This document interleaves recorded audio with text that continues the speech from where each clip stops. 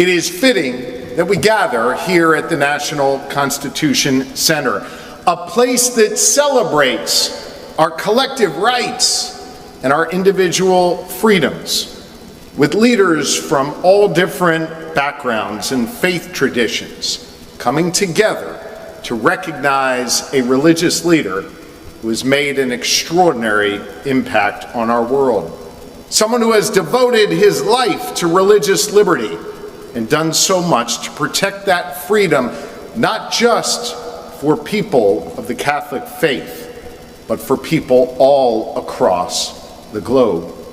It was here in Pennsylvania, as Vince noted, just a few miles down the Delaware River, that our founder, William Penn, set out to establish our Commonwealth as one of the few places at the time that would be warm and welcoming to people of all different faiths. A place that would be defined by individual freedom, most notably the freedom to worship as you wish.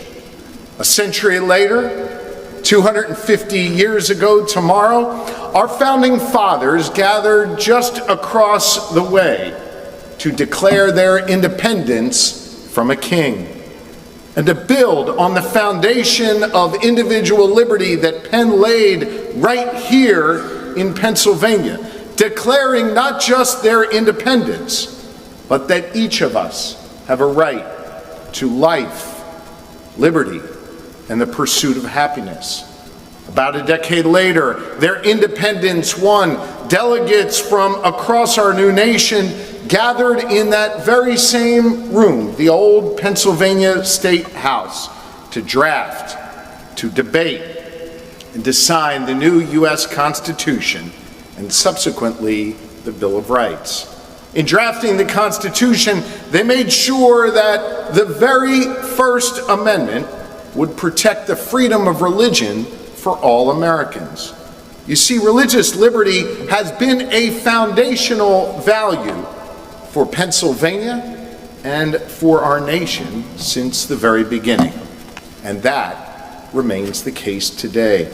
2.5 centuries later, I'm proud to be here today as your governor, as a man of faith, to recommit ourselves to the cause of religious freedom and to recognize His Holiness Pope Leo XIV for his extraordinary leadership.